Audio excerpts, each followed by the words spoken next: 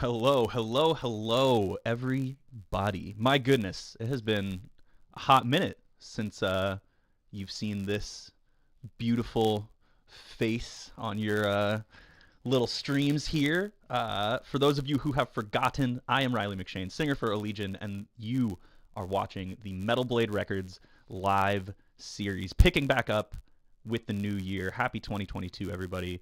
And we are here today with Alan, the man, Cassidy, from Black Dahlia Murder. How's it going, bud? Good. Greetings and salutations, all. Yeah. Fucking I God, last time I saw you was not that long ago. Like what? It was like September, October of last year during that Carnifex tour you did with Black Dahlia? Yeah. It was probably September. Yeah, first outing of the year, first and only outing of that year. Yeah. Yeah. That was wild, man. I was like, you know, equal parts stoked and surprised to go to a show of that magnitude at that time. But it was great catching up with you then. So I'm glad that we are here now, able to part two that shit. Hell yeah. Yeah. So uh, for those of you watching who have been living under a rock for the past 20 years, Black Dahlia Murder, pretty cool band. You should check them out. Um, but Alan is their drummer. So tell us a little bit about your musical journey. Give us some Alan Cassidy autobiography. What was it like getting into drumming? Like, give us a short version of your life story on drums up to this point. Um, so like I basically was drumming since the time that I could use my hands essentially. And I was just always banging on stuff and then when I could sit up and move around a little bit more, I was kind of like arranging like toys that I had and making like makeshift drum kits out of them and stuff. And I just have been, progressively. I was progressively playing more and more stuff. I got like a practice pad when I was like 6, and had that till probably about 8 or 9, and then got my first drum kit when I was 10, and then joined my first local band when I was about 14, 15. Actually, yeah, probably like 15, 16. And then once I joined a band, I was just like, oh my God, this is great. I love this so much. And I really want to do this, professionally, or at least like um, tour. And so I started looking for bands to join up with after my local bands kind of fizzled out. And um, I met Ken Sorceron from Abigail Williams back in, I want to say like 2008 or 9, probably about 8. And I was trying to get in with them for a little bit and try out for them. And um, like he definitely helped me a lot with trying to find bands, and was always giving me leads on bands to try out for. And so he pointed me in the direction of this band called The Breathing Process from Connecticut. And they are like a blackened deathcore type of band. And I played with them for about a year. And then Ken knew a mutual.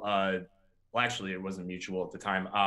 He knew somebody else who really liked his band, and I think was kind of trying out for them as well. And he had his own band called Karen Page out of Ohio, and it was sort of a weird like Dillinger sort of like MySpace crazy, like take everything and throw it at the wall and just make it work type of band.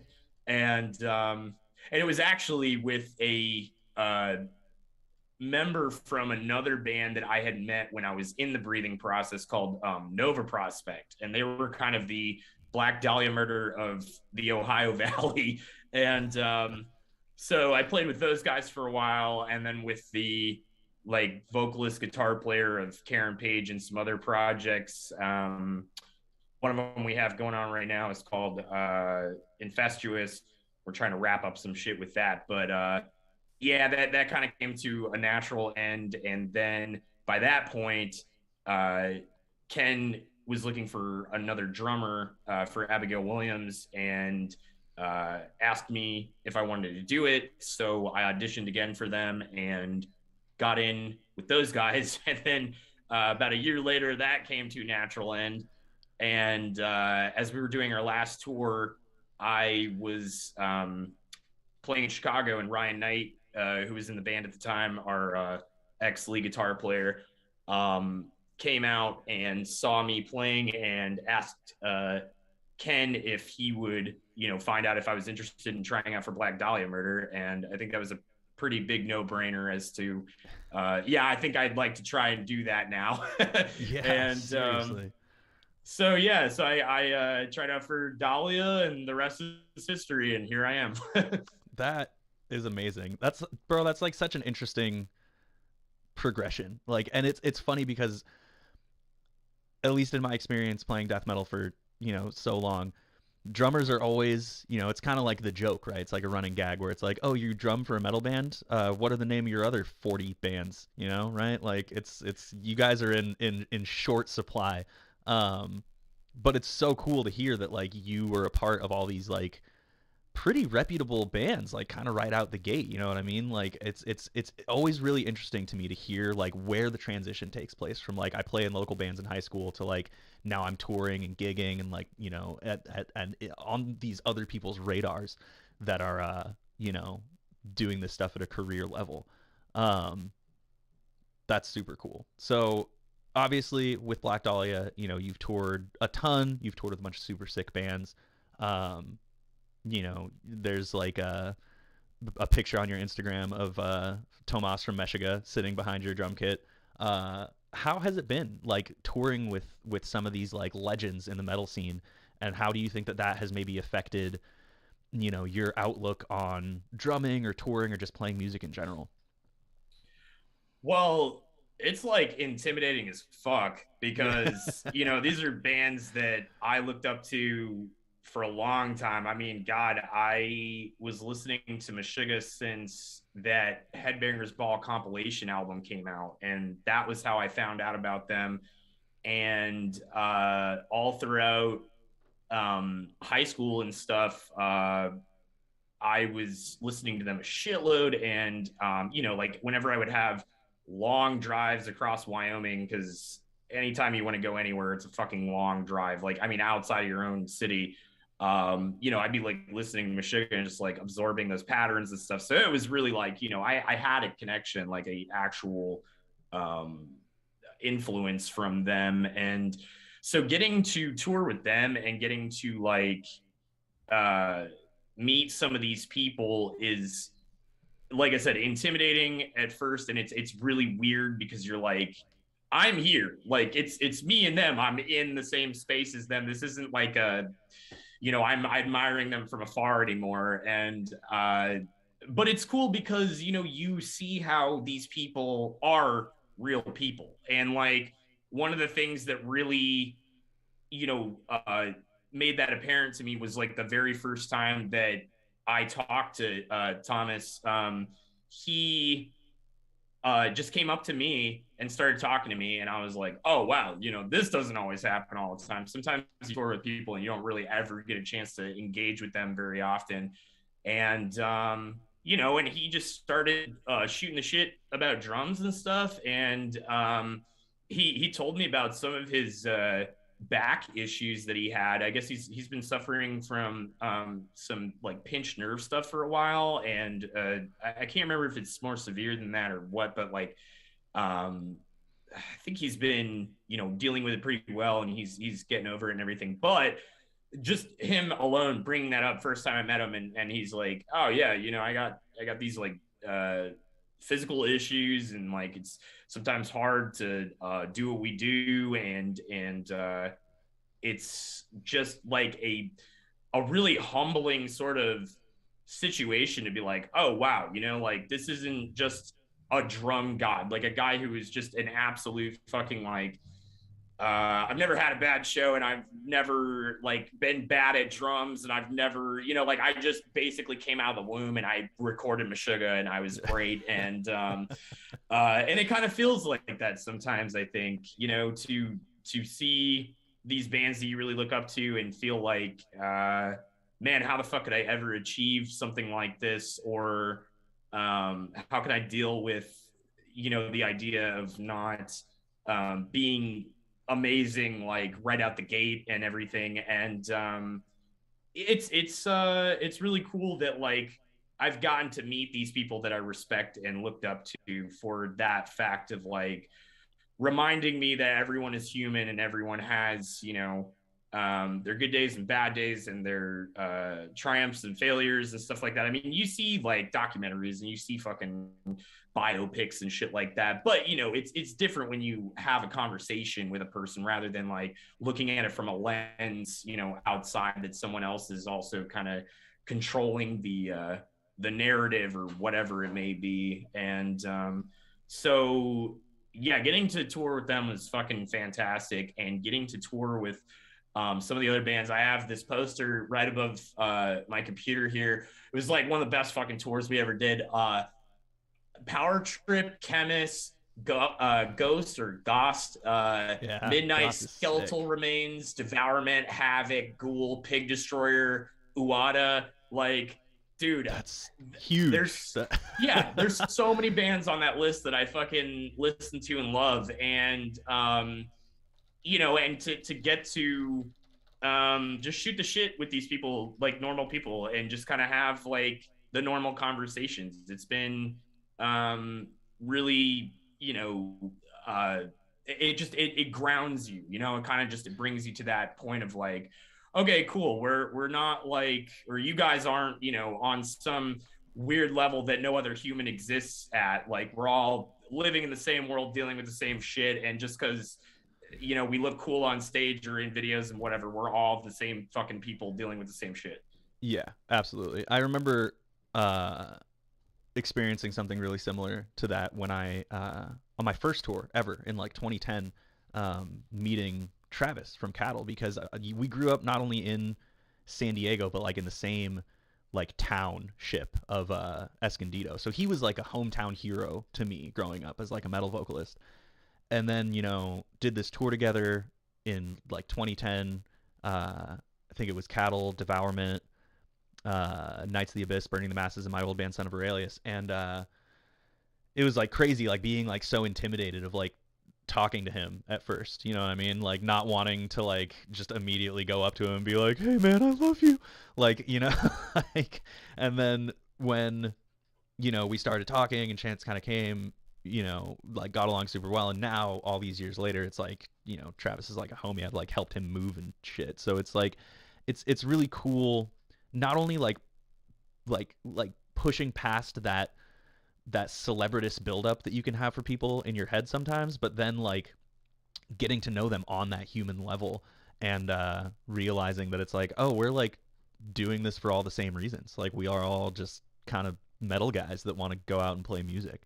Um, so moving off from drumming for a second, which we can get back to in just a minute, but obviously everybody has had a lot of downtime during the pandemic. You know, you managed to tour like once last year. You have some stuff coming up, but what have you been doing in your spare time to kind of, you know, fill the void? You know, I know that you've been talking about starting Twitch streaming. You know, obviously, you know, fan of video games, movies. Everybody on the internet has seen your Alan Alien shirt. Possibly the best shirt ever made, by the way. It was like somebody knew who I was and made the shirt and was like waiting for me to find it or waiting for someone to find it to show it to me. And Yeah, it's pretty hilarious how nail on the head it is. And also I kind of hate it at the same time that I'm like, you don't know me, but god damn, that's pretty good. Like you Yeah. you really did get it accurately. It's so good. What does it say underneath it? It's like Alan, and then has the logo, and then it's like in space, no one can hear you scream in space or some shit. Like, Yeah, in space, no one can hear you in space. yeah, And yeah, it's definitely one of my favorite shirts. A friend of mine got me that shirt because it had been going around. I mean, like at the time when that photo was really circulating, he showed it to me and he's like, "I'm gonna fucking get that for you," and I was like, "Oh, for real?" And so he got that for me, and then he also got me another shirt that I really like, and it's this kind of like stupid thing that me and Artificial Brain were like joking about forever, where they would just come up to me and that scene from Jurassic Park 3 where like Alan Grant is asleep and he looks over on the other side of the plane and there's a fucking velociraptor staring him in the face, yeah, and yeah, yeah. the velociraptor's just like, Alan. And then like he wakes up. So I have this t-shirt now of a velociraptor that just has a word bubble that says Alan on it. And I was like, I was hoping I could get like, or I was hoping there was a t-shirt that existed of like the actual screenshot from the movie and then like Alan written next to it. But you know, bless whoever the individuals were that made those designs in the first place, because Well, it's such hey, a that's fucking the next Black Dahlia shirt if I've ever heard one. Just the screen cap, just Alan Black Dahlia Murder right here. This is that. yeah. I guess Brandon had his shirt this last tour, so we can make some sort of like meme shirt for me the next run. Yes, exactly. So other than collecting amazing T-shirts, what have you been getting into over the past couple years? Anything that you hadn't already been into, or if it's stuff that you've mostly just kind of had as established hobbies, what have you been doing to kind of like expand on those? I guess. So Twitch streaming, like I want to get more into that. And when the pandemic hit, everybody was kind of going there, and it was like I wasn't really 100% sure what the hell Twitch was or like what to do with it. And um, some people were definitely set up right from the get go to be able to do that kind of stuff. And I have been trying to build a setup for a while with like a lot of different things. Being a drummer, you're always buying like 7,000 pieces of gear that are all essential. It's like microphones, cymbals, the drum kit itself, sticks, and um, just tons of hardware and software and fucking all of that. And so with Twitch, like it's difficult because like there's a chip shortage, there's all sorts of electronic like aspect shortages. And the people who had like PCs and shit were able, I think, to jump into it, or anybody who was just familiar with like Twitch streaming was able to jump into it right away. And so now I took like a minute to have to kind of like figure out, what goes into an entertaining Twitch stream and like what people are doing and just kind of how it works. And so far, the only thing that I've been able to do really is like video games. So in or on that side of things, like I guess video games has become more of a hobby for me because I have only really been Twitch streaming video games. And then when I was on tour back in September and October, I decided to say, hey, fuck it, I bring my V drums with me when I'm on tour, or at least like when I am on a tour that I know the venues are big enough, or we have like a back room potentially that's going to be like enough for me to set up in there so I can warm up and stuff. And so I was going live via my phone with an amplifier right next to the phone, playing the music plus having my drums come out. So it was pretty fucking, like raw to say the least. But I was like, hey, this is the closest I can get to doing shit right now. And that was fun. it allowed me to kind of like experiment and or just like see, you know, what it's like to do a stream with playing and what people like and all that. And so I'm trying to figure out like how I can get back to or how I can try and set something up that's a little bit more just like I don't know, professional for lack of a better word. Yeah. And but I've just been, you know, playing video games and I got a shitload for Christmas because there was all sorts of deals going on. So I just went hog wild and I was like, yeah, let's just get a bunch of stuff so I can try and interact with people a little bit more, play games that people are playing, and get some multiplayer cooperative stuff or verses or whatever. And so yeah, I've been gaming a bit and just kind of drumming here and there and just and trying to like stay on top of like Dahlia stuff in our downtime. And yeah, and then for a while here, like there's just been a lot of videos that I've been trying to catch up on too, because I had some drum covers that I was working on. One of them I was working on for a while was like this Acacia Strain cover that I wanted to do. I kind of like I loved getting invited to do the like 2 minutes to late night stuff. I've done 3 of those videos so far, and I love that idea of like a super group cover band of, you know, it's so awesome to just be in this to have this opportunity to be like rubbing elbows with, you know, people that I wish that I could have been playing music with, you know, when I was 15 and shit. So Yeah. to be able to hit certain people up and be like, hey man, you want to play guitar on this cover, or do you want to like play bass or whatever? I you know, hit some of my friends up for that Acacia Strain cover, and I've got another one that's like taking a bit to release, and there's a handful more that I want to do that I'm learning, and I am trying to get recorded on my new kit, and then I'm like super far behind with trying to release a unboxing video of my new kit, and it's like not even.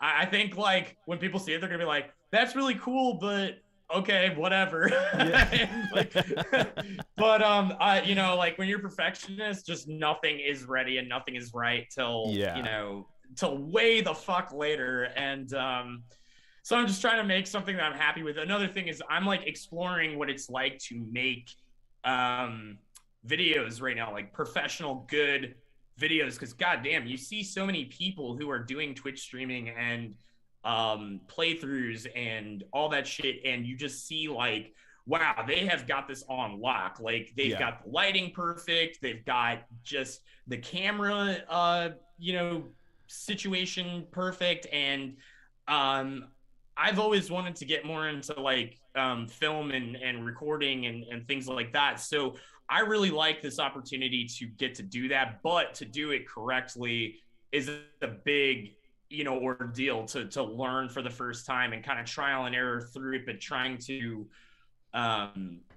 you know, spend the time that's necessary in order to get it to that point to make it worthwhile. Yeah, no, totally. And I feel that like at the same time though, I mean, obviously you always want to start with your best foot forward, right? Like you want to start off like high quality, good video, good audio, like everything looking awesome. But I've noticed that like, especially if you're new to Twitch streaming, a lot of times the community is like super responsive.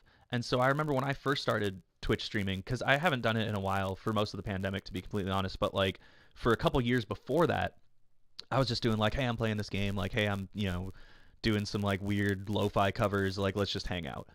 And I would learn something from like almost every stream, because you'll get people that'll pop in that'll just be like, oh, like I noticed you're like like kind of hitting this bottleneck, like you should try this. And it's like, oh yeah, shit, I never really thought of that. And so it's cool getting that like community response. On top of that, people love seeing growth is something that I've noticed, is that it's like when you start off with this kind of like bare bones, like cell phone back room of the venue type of videos, and then people can look back on those once you're at a point where it's like, yeah, I've got the ring light and I've got the DSLR hooked up into my computer and the audio's perfect, and it's like charming in a way, right? Like, because you can see that person's like journey through their streaming experience. um yeah, when streaming or Twitch streaming like really started taking off in the metal community at the beginning of the pandemic, I was doing my best to give like help and sound advice to a lot of people who were like just getting into it, being like, I have no idea what I'm doing, like, but I know you've been doing this for years, so like, what should I do? And my biggest piece of advice is always just like, bro, just be yourself. Like, there's a reason that you're in the position that you're uh, in the music industry, and it's because you're just like yourself. You're good at what you do, and people like you. So just like lean into it, man. Like do your thing. I'm Um, definitely gonna have to hit you up about that. I was gonna say though, because like the rawness of everything, I feel like in some ways is kind of honesty too, in terms mhm. of like, hey man, there's no fucking tricks here. There's no camera edits. There's no like, I mean, at least in like video making, I was always releasing or at least like putting out raw shit that I was doing when I had a practice space, and I would have the PA that like Dahlia would practice with and where my triggers would come out. So I would have the camera in front of a speaker with the kick sound coming out, and then you could hear the hands, pretty clearly, and the kick was right there because of the proximity of the camera to the speaker. And I was like, yeah, in a world where people are doing audio magic and camera magic and all that shit, it's like a lot of people want to see the raw, unedited, untouched type of shit. And I always kind of felt like, well, this, definitely gives them that, where it's like, for as unpolished and not as like, it's not, YouTube worthy, and to the point where it's like, oh, this is a music video or something. It's just, nope, this is me playing the material and like I can do it. And now at this point, I'm like, okay, well, I did a lot of that, so now I really want to step it up and get like some kind of like polished look on this. And our front of house guy, Marshall Weiserick, dude, March the Hog, love that man. he is such a fucking unbelievable, multi-talented guy. Like, he knows everything about sound. He knows everything about video. I am always trying to pick that guy's brain and learn as much as I can from him, because he is also a drummer too, Yeah, and is just doing everything that I want to do. And one of the other things too, with like you were saying, watching people kind of come up from where they were or what they started with. I'm also a big fan of like learning how to work with what you have and making the yeah, best of that, because I know so many filmmakers, and I mean, not personally, but I know of just filmmakers and other people who can take the limited resources they have and make something like amazing out of it. And so I've always really been driven by that too, where I'm like, I got to learn what I have and how to work with it, and I would like to move up from that, but I want to understand the basics enough to really try and make the most out of what I'm stuck with at the time. yeah, yeah. No, absolutely. And again, it's just like, it's cool being able to see, because obviously a big part of Twitch streaming is like community support, right? Where it's like you set goals, where it's like, hey, if I get this much viewership or these many subscriptions or whatever, like I'll get this new piece of gear, and then we can like experience it together and all this kind of stuff. And so it's the big thing about Twitch streaming is just all about like consistency and growth. And it's like, it's always so much fun to watch people go through that process. Um, so, real quick, before I get into another set of my questions, I do have a couple fan questions. Uh, One of our viewers wants to know, and this is like, I don't play drums, so I have no idea what I'm talking about. So if I word this like an idiot, just let me know. But uh, do you use Solemn Tones Mjolnir drums with V drums or MIDI triggers? Wait, sorry. Solemn tones with what? With Mjolnir drums, like MJOLNIR. J-O-R. Riley, you're an idiot. What the fuck are you talking about? Yeah. No, I'm just kidding. I have no idea what the hell that is. Okay. So sorry. One more time. I'm gonna try and Uh, answer this as best as possible without So knowing it's really. it's does he use Solemn Tones Mjolnir drums with V drums or MIDI trigger? Something about V drums. Something about like the tones that or the samples that you use with your V drums, I think is what they're trying to ask.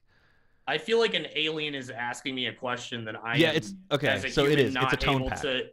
It's a tone pack. That's what Okay, it is. it's a tone pack. All right, Yeah. no, I use TuneTrack. TuneTrack is the fucking sickest, uh, like sound sample pack ever. And Bill at TuneTrack has been a friend of Dahlia's for a long time and has hooked all of us up with TuneTrack since like 2015, something around Wow. there, and probably even earlier because I actually got it. I got my in from Ryan Knight when he was in the band. He was like, "Oh yeah, Bill lives in Chicago. I live in Chicago. I ran into him, and he was like, "Oh hey, I'll give you some free download shit."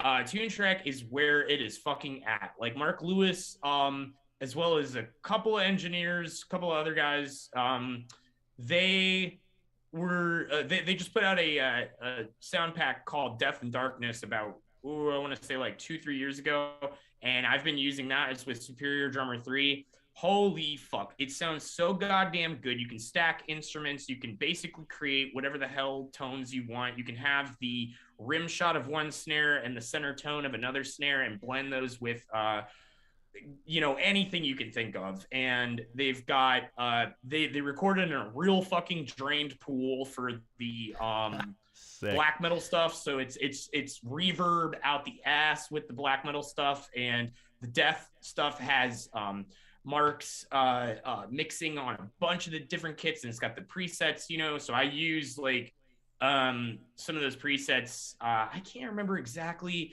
I used one of the presets that he had, but I tweaked it a little bit. I used some of the different drums because those presets also, they're the audio ones, the audio presets for the mixing, but I use like different sampled drums for the drum kit makeup. And so any of my videos that you've seen, I did a video for Metal Injections, Slay from Home, and or Slay at Home, I think. Yeah. Yeah. And Yeah. Yeah. that was Death and Darkness. I was using that, so that's what I use. And then I really like the Roland T30 brain that I have for the V drums. That also has great, like pretty damn good samples. It's not like ultra super realistic like TuneTrack is, but it's got some really good like aggressive kind of like metal samples and tones to it. So that's what I use. Nice. Um, while you were explaining all that, our buddy Mr. Ryan Williams, aka Bart, also ex Black Dahlia Murder, uh corrected the year. You were like, I think it's like 2015, and then I just get this little message off to the side that's just like 2007. Uh Oh shit. Okay, well that's cool. Yeah, it was just like 2015 was about the time that Ryan made it known to me that like, oh, we have this connection. You can go ahead and try and hit him up. yeah. And I was like, oh fuck yeah, because that changed everything for me. Once I got TuneTrack and I was able to have a program like that to be able to program my demos and everything for the Right. band, it is so much fucking easier to click a bunch of squares and kind of give everybody the ideas that you have for the songs rather than sit there in a fucking practice space and hammer them out till you can play them so smoothly that like it sounds like what the finished product is going to be. And then they go, actually, I don't really like, some of this shit that you're doing here. And I don't like Yeah. this fill. And I don't like, and you're like, oh, cool. It only took me, a week and a half or something to get this down enough for you to It's hear only it. a So part of my muscle memory now. Let me just unlearn this real quick. Let me exactly. So yeah, it's such a fucking great thing for recording. It's a great thing for fucking practice too. It's great to Yeah. hear yourself sound awesome. It gives you way more, like I think motivation and just sort of like blanking on the words here. Gives you sort of like a boost of confidence, like, fuck yeah, whatever I play sounds great, and this I'm playing like shit. Yeah, yeah, no, I absolutely feel that. Once I got like a vocal setup for like at home and then dialed in like a good effects chain and stuff like that, it's like it makes such a difference not just having to hear like my dry input signal when I'm like trying to record stuff. When I can like actually, if I'm Yeah. doing like a guest spot or I'm doing pre-pros, I can like record something and have it sound, obviously not how it's going to sound at the end because I'm not, Dave Otero, but having like an idea of like, oh, this is what this might sound like with these like proper treatments on it. It definitely is a confidence boost. Yeah. Well, that's all awesome stuff to know. For those of you who are watching who are drummers, which I'm sure there are a few of you, definitely check out TuneTrack for some stuff. TuneTrack.com. They've been a huge supporter of Black Dahlia since the beginning, so definitely go peep them. So I have one other fan question from you so far, or for you, I should say. Can we expect new I'm music? asking the questions. Yeah, that's right. So can we expect new music now that there is a lot of downtime, or are you going to tour Verminous first when Corona dies down? I feel like this is one of those questions that you have to be like kind of cloak and dagger about, being like, oh, maybe I don't know, but if you have any answers, I'm sure we would all love to hear them.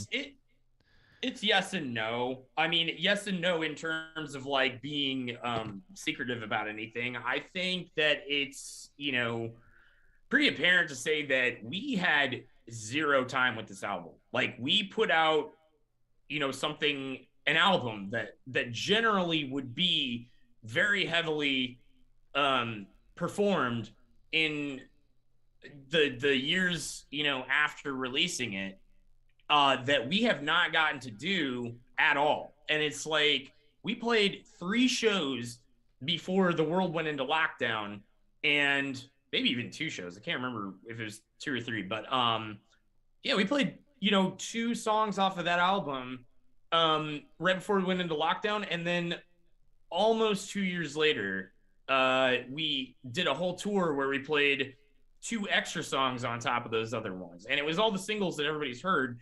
And it just kind of feels like abandoning a child in a way, where you just you made this baby, and you've got this baby, and you're like, I love you so much, but like it's time for you to fly out of the nest, or at least we're done with you, and we gotta like move on to something else. And I don't think like any of us really want to do that. Plus it's kind of like we still want to get the most out of what there is, but I think eventually we're going to hit a wall where it's just kind of like, well, sorry, man, the timing just, and the events and everything just didn't really allow that to happen. So who knows? Maybe in the future we could have a lot more Verminous stuff creeping into the set for a long time, or we might kind of, throw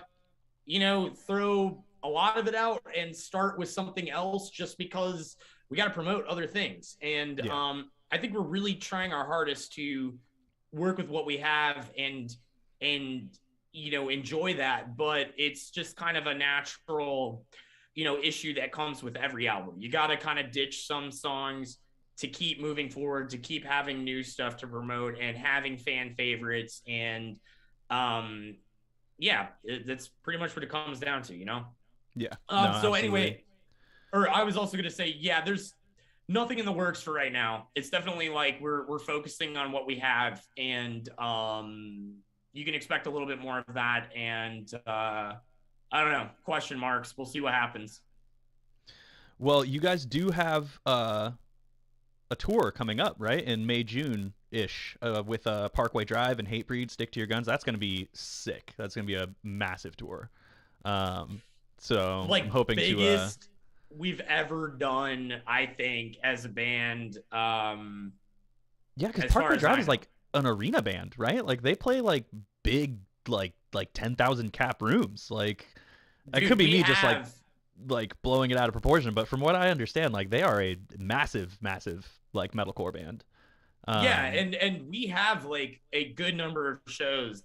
I want to say over 5 at least, and that's like a good number in my book. Of arena shows, and then like fucking ballroom shows, and it's unlike anything that I've done. I mean, like when I jumped in the band, the very first tour I ever did was with Death Clock, All That Remains, Machine Head, and Us. So no pressure there. But like Yeah, uh, right. we were playing fucking huge rooms. I mean, rooms that like we kind of haven't been to since. Like we've had moments where we've gotten to play stuff, but not like consistently like an entire tour of this type of these types of venues. And so I looked up a handful, and I'm like, oh yeah, like arena is not just in the name, like it's an actual fucking arena. And Yeah. then on the other end of that, like something credit union in fucking South Carolina. I was like, it would be hilarious if we were just in the lobby of Just a in the bank. small credit union, and it was like, "What's up, Denny's?" Yeah, what like, the fuck is up, Denny's? Yeah, that's yeah. yep. But it's like, no, it's a fucking amphitheater. So Yeah. like it's Yeah, it's it's the venue that the credit union bought. It's like a sports team type of thing, right? This is SoFi Stadium. This is Qualcomm Stadium. Yeah, it's wild, man. I looked at some of those venues too, and I was like, "Yo, this is gonna be a sick tour." So that is super exciting. Okay, so speaking of, I got another fan question that just came in right now that kind of ties into what we're already talking about. So, do you prefer to tour with bigger bands and play a shorter set to gain more exposure, or do you prefer to headline and play more songs? Basically, the balance of like gaining fans or playing to existing fans, right? Yeah, absolutely. It's I think both of them have their pros and cons, obviously. And me personally, as a drummer, I'm probably always going to pick the shorter set because it's a hell of a lot less work. It kind of is Yeah. a pain in the ass though, because you set up your kit and you're like, oh, I'm going to play for 30 minutes and then I'm going to tear this fucker down. And I already like, I basically did nothing. And now I have to go through all this work. And there was about, 20 to 30% time where I actually did something with this. And then the rest of it was hurry up and wait, set it up, tear it down. Yeah. But like, it depends on what kind of tour you're on. If it's a bigger tour, we did the Black Label Society tour, and that was really cool. It was fucking awesome and amazing to get asked to go out with those guys and to have that representation of our genre in that tour. But there was a lot of times where like the crowd response was just kind of like, huh? Yeah. And apparently, I can't remember who said it, but it was like, I think it was our lighting guy at the time or something. And he was like, I heard some guy be like, oh, it's that fucking screamo shit. And Yeah. like, and it's That's like, my people just, favorite. My favorite yeah, default when people are just like, "Oh, you're in a death metal band?" You say, "Oh, screamo." Yeah, got it. Got it. Yeah, screamo. exactly. It's like, oh, Yeah. what the fuck are subgenres? I don't care. Yeah. And yeah, so it's one of those scenarios where not everybody appreciates it, and it's kind of one of those things where maybe you're a good festering afterthought for people, where it's like, I'm not sure how I felt about that, but then like a couple days or a week later, they're like, actually, you know what, I want to check more of that out. But in the moment, they're all kind of like, and Yeah. standing out in the Yeah. crowd, just like unsure of what to do. So that's cool. Ultimately, that is what leads us to have more success ultimately by gaining more fans. And you know what? Like that's fucking great. Like I love it. It's just the immediate gratification side of it is not always the most great. And Yeah. the big tours though, where we do get to pick our set list and we're the headliner and stuff, it's really awesome because people throw the fuck down for it and they are absolutely like so stoked to be there. It's great to like go out on stage and be like, oh wow, nobody left. There's like more people now for us, and we're gonna play like a bunch of these songs that we want to play, and maybe we like pulled out a few that we haven't done in a while or something, and we got some new ones, and it's just exciting on that level to get to you know get to kind of curate like whatever it is that we're going to do, rather than, oh, we got 30 minutes, we better fucking pick the bangers and leave them wanting more. Yeah. Yeah, no, I Black Dahlia fans go in, bro. Like I've been to maybe 5, 6 Black Dahlia shows in my life, and none of them have been chill. Like it is always madness when you guys are We're trying to playing. harsh mellows, man. Yeah, yeah, yeah. No, it's always an amazing time seeing Black Dahlia. So uh, for those of you watching, if you have not already picked up tours that or tickets to that Parkway Drive tour, do it now. So before I let you go, because I've had you here on here for the better part of an hour, I always want to ask advice. Do you have any advice for young people starting out on drums, getting into the music industry? You know, young kids with death metal in their hearts. Anything that you would impart to them as a, you know, kind of sort of some dude in the scene? Don't get older. Stay Yeah. as young as you can. Um, no, fucking dude, take your building blocks and your, like the base stuff, the rudiments, the everything. Take it seriously. It fucking sucks to get to a point where you're like, dude, I can do all this shit. Like I can run on my feet really fast, but like my rudiments suck. Or like I can't think of anything more clever than like like something like that. It's um you gotta like you know try and practice very consistently. Definitely practice. That's another thing is like it was something that I didn't do for a long time, and the only way that I practiced was playing with my local bands, and yeah, that was fun. And I did actually get like a decent amount of experience and like legitimate practice by kind of like forcing myself to be ready to be able to do some of that shit. But as far as technique goes, timing, um, if you have the means to record yourself, listening back to what you do on songs and critically listening to be like, is this something that really complements what is going on here? Do I need to pull back a little bit, or do I need to maybe come up with something that accentuates this a little bit better? It's all of those I think are big fundamentals, and you can get far with just about any sort of skill set. I mean, like if you're good enough, like if all your stats are, for video game type of like layman's terms, if all your stats are like a average to above average sort of level, you can. Oh, geez, sorry, Siri is going nuts on my wrist. But yeah, if you have what it takes in the raw sense of things, you can go pretty far. But you're gonna hit a wall at some point where you're like, oh wow, my shortcomings are really starting to show now. That I'm like sometimes doing very simple shit, or sometimes doing more complex shit and being like, why the fuck isn't this like working out? I feel like I'm hitting a wall.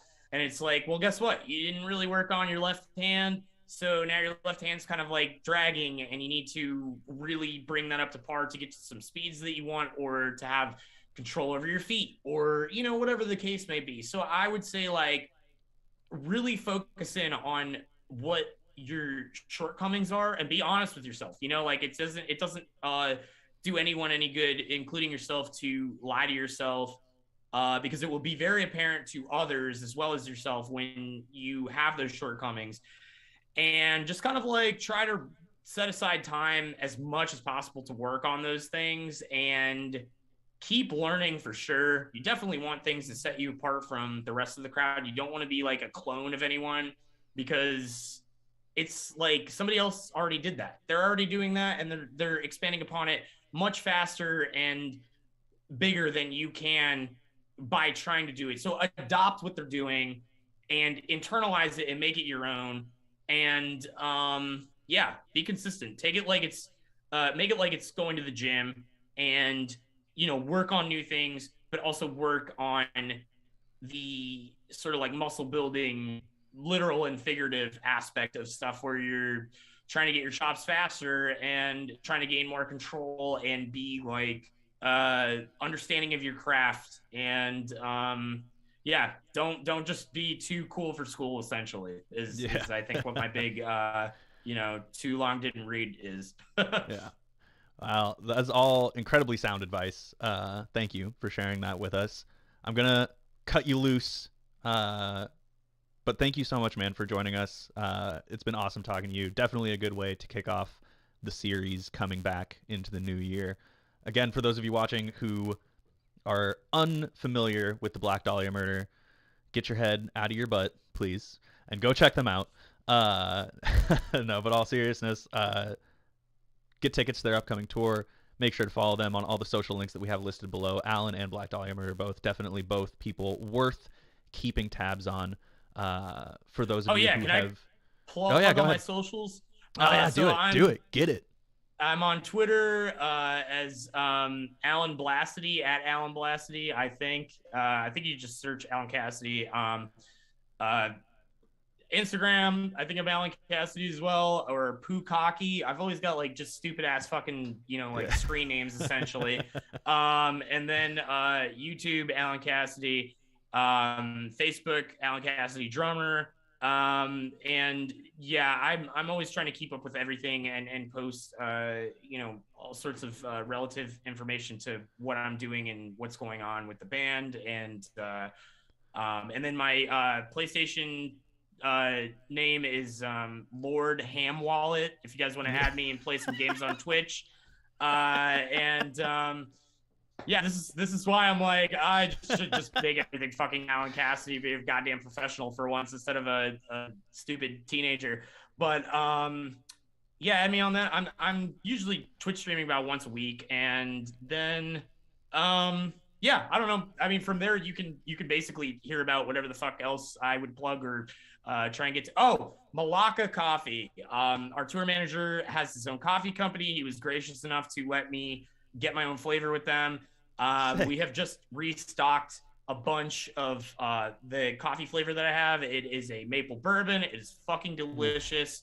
I have a pair of my signed band logo signature stamped drumsticks, but they are all individually signed as well. So there's a bundle that will be going up at some point soon. Malaka coffee.com. And yeah, so like I said, if you follow me on any one of those platforms, I should be posting, enough for you to follow and find other shit. So yeah. Dude, I am gonna have to get some of that coffee. That is, I'm a coffee fiend. I don't drink coffee black, but like I drink this coffee black because it is so fucking tasty. Like I swear to God, I'm not. And be sure to check out any of the other flavors that they have, because they're all equally as good. I got to try some before I settled on this, and it's really fucking good. Oh yeah. Well, thank you again for joining us, man. I appreciate you taking the time, hanging out. It's always good talking to you. I'm gonna leave you on one final note that I watched a TikTok earlier today where someone was like, "Hey, call your boyfriend by his gamer tag." And his gamer tag was a conquistador. So I lost my mind when I saw that. I was like, it's funny that I'm interviewing Alan today because that seems like a name that he would come up with, conquistador. I feel like royalty is Lord Ham Wallet. Yes, absolutely. All right, thank you everybody for watching. Again, this is the Metal Blade live series. I'm your host, Riley McShane, singer for Legion. We also have a couple new singles out. Check those out if you are so inclined at metalblade.com/Allegion. Otherwise, I will see you all next week with another guest. And until then, stay safe, stay metal. See you guys later.